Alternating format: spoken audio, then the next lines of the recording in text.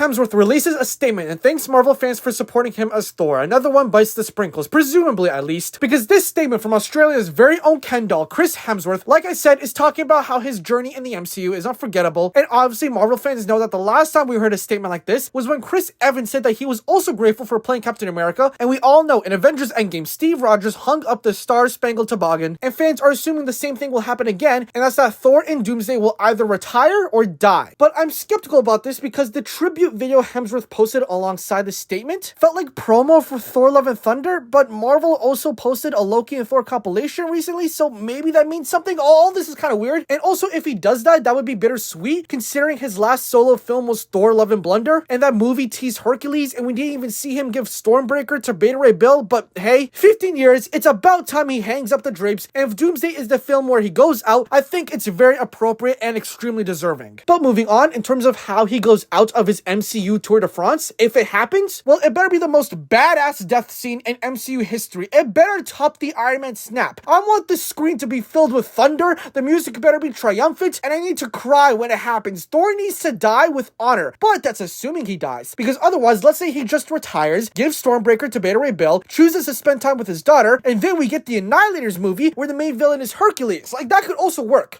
Or we could finally get the answer to why Thor was crying in Deadpool and Wolverine. But hey, that's just a theory, a game theory, and either way, if this is the end, I'm glad it's in Doomsday and not some Taika Waititi chocolate pudding of a movie.